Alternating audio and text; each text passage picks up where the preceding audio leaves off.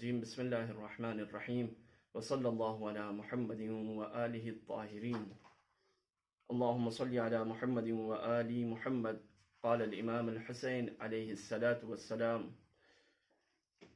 آج کی گفتگو ہم امام حسین علیہ الصلاۃ والسلام سے شروع کرنا چاہتے ہیں قرآن کے سلسلے میں۔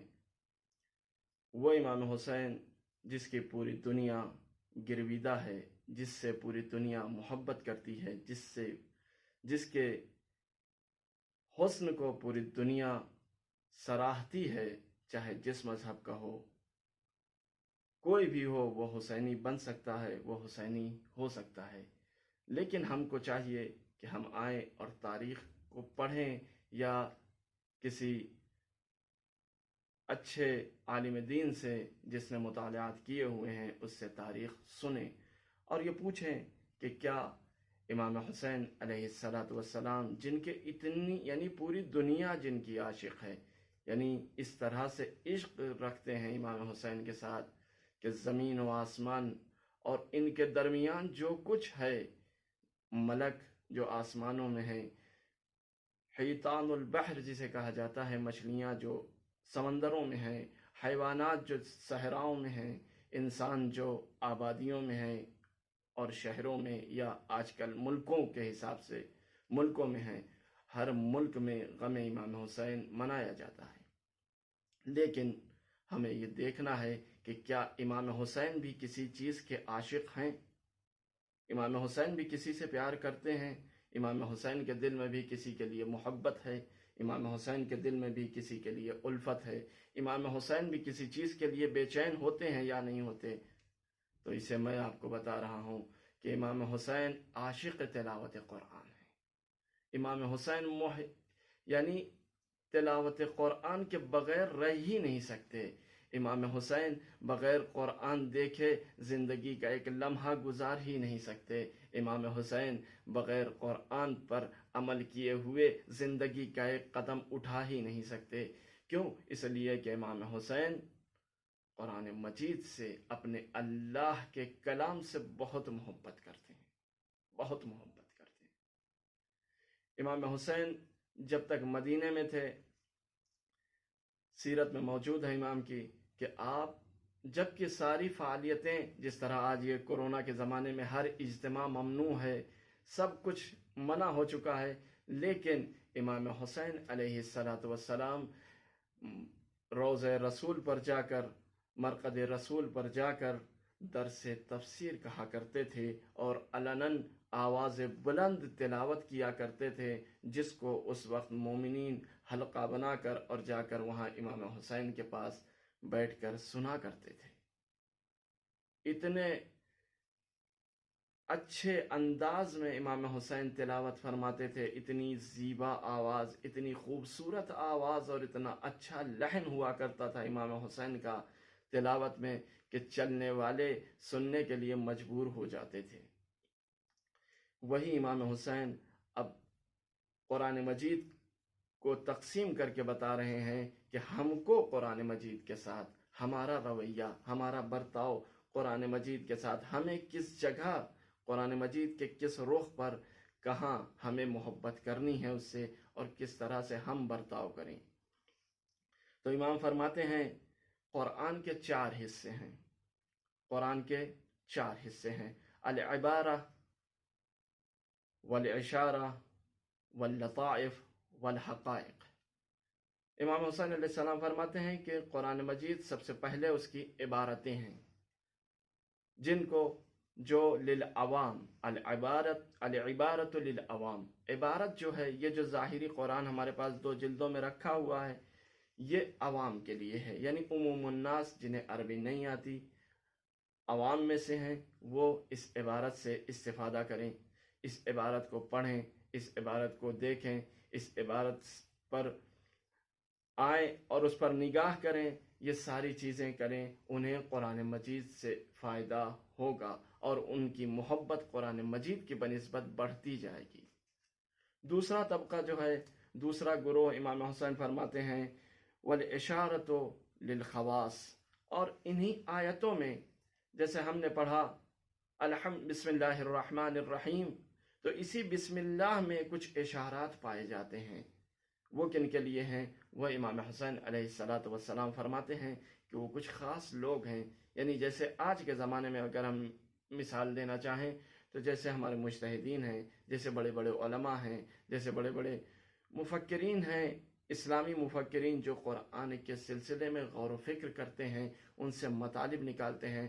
ہم بسم اللہ الرحمن الرحیم پڑھ کر یہ سمجھتے ہیں کہ شروع کرتا ہوں اللہ کے نام سے جو بڑا مہربان اور رحم کرنے والا ہے، لیکن وہ عرفاء، وہ عالم دین، وہ مجتہدین، وہ کچھ اور بھی سمجھتے ہیں اس سے، وہ ان کی تہوں تک جا کر نہ جانے کیا چیزیں اس سے وہ سمجھتے ہیں اور دریافت کرتے ہیں، جنہیں بعض اوقات ان کی کتابوں سے، ان کی تفسیروں سے معلوم کیا جا سکتا ہے۔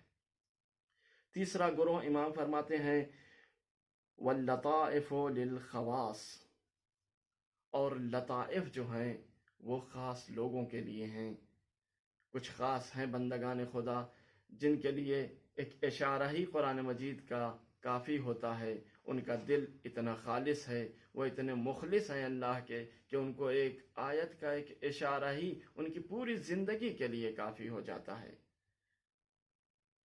عبادت کی بنیاد پر اللہ سے انسان اتنا نزدیک ہو جاتا ہے کہ وہ ایک آیت کبھی پڑھتا ہے تو اس کی پوری زندگی کے لیے کافی ہوتا ہے۔ ایک شخص آتا ہے پیغمبر کی خدمت میں، کہتا ہے یا رسول اللہ مجھے قرآن پڑھنا سکھا دیجئے۔ اوائل بعثت ہے، مکے کا دور ہے۔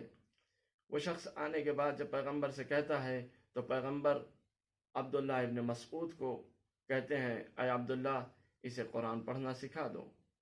ادھر عبداللہ نے شروع کیا، سورہ آخر تک پہنچی، 7، 8 یا 9 آیتوں کی سورہ۔ جب آخر تک پہنچی اور 2 آیتیں اس سورے میں اسے نظر آئیں، وَمَن يَعْمَلْ بسم اللہ الرحمن الرحیم وَمَن يَعْمَلْ مِثْقَالَ ذَرَّةٍ خَيْرًا يَرَهُ وَمَن يَعْمَلْ مِثْقَالَ ذَرَّةٍ شَرًّا يَرَهُ۔ اس نے پوچھا اے استاد یہ بتائیے، عبداللہ ابن مسعود سے سوال کرتا ہے یہ بتائیے کیا یہ قرآن کی آیتیں ہیں؟ عبداللہ نے کہا ہاں۔ پھر پیغمبر کی خدمت میں پہنچا، کہنے لگا یا رسول اللہ یہ بتائیے کہ یہ قرآن کی آیتیں ہیں، وَمَن يَعْمَلْ مِثْقَالَ ذَرَّةٍ خَيْرًا يَرَهُ وَمَن يَعْمَلْ مِثْقَالَ ذَرَّةٍ شَرًّا يَرَهُ۔ پیغمبر نے کہا ہاں یہ اللہ کی وحی ہے جو جبرائیل کے ذریعے مجھ پر نازل ہوئی ہے۔ اتنا سننا تھا کہ اس نے اپنا سامان سفر باندھا اور مسجد سے نکل گیا اور اپنے شہر کی طرف چلا گیا۔ عبداللہ ابن مسعود نے کہا یا رسول اللہ یہ کیسا دیہاتی تھا، یہ کیسا آدمی تھا، اسے ایک آیت ابھی ہم نے یعنی ایک سورہ بھی پورا مکمل نہیں پڑھایا اور یہ اٹھ کے چلا گیا۔ کہا رجع فقیہن، بدو تو آیا تھا لیکن جب پلٹا ہے تو ایک فقیہ ہے، ایک عالم دین ہے قرآن کے سلسلے میں۔ تو یہ ہے کچھ خواص اللہ کے بندے جو اللہ پر خالص ایمان رکھتے ہیں، اس کی بنیاد پر اللہ انہیں ایک اشارے سے ایسے مطالب عطا کر دیتا ہے کہ وہ سمجھ گیا کہ دنیا میں جو عمل مجھے کرنا ہے ان سب کا پائی پائی قطرہ قطرہ دانہ دانہ حساب دینا ہے۔ تو یہ ہے قرآن مجید کی خواص۔ اور اسی طرح سے ہمارے علماء عرفاء جو اسی طرح ایک آیت سے کئی نکات نکال دیتے ہیں، کئی چیزیں نکال دیتے ہیں، ملک کا پورا ایک سسٹم نکال لیتے ہیں۔ جیسا کہ آپ سنتے ہیں کہ حضرت آیت اللہ العظمیٰ سید علی خامنئی حفظہ اللہ تعالی قرآن مجید سے زیادہ ارتباط رکھتے ہیں اپنے ملک کے قوانین کو بنانے میں یا ملک کی ہدایت کرنے میں۔ اس کے بعد امام فرماتے ہیں چوتھا گروہ جو ہے وہ ہے والحقائق للانبیاء، حقیقت قرآن جو ہے وہ انبیاء کے لیے ہے، یعنی انبیاء اور ائمہ جو ہیں یہ حقیقت قرآن کو سمجھتے ہیں۔ یہی وجہ ہے کہ جب امام حسن علیہ السلام تلاوت قرآن فرماتے تھے تو جہاں جہاں بھی یہ آیت آتی تھی بسم اللہ الرحمن الرحیم، یعنی جتنی آیتیں قرآن مجید میں شروع ہوئی ہیں یا ایہا الذین آمنو، تو امام بعض روایتوں میں میں نے دیکھا تھا کہ اپنا سیدھا ہاتھ اٹھاتے تھے، کہتے تھے لبیک، اور کبھی یوں ہی ایک دوسری روایت میں دیکھا میں نے کہ امام وقال لبیک اللہم لبیک، یعنی امام فرماتے تھے امام سمجھ رہے ہیں کہ اس آیت کا مخاطب کون ہے، یہ آیت کس سے مخاطب ہے، لیکن ہم جیسے نادان، ہم جیسے چھوٹے سے طالب علم، ہم ان چیزوں کو نہیں سمجھتے.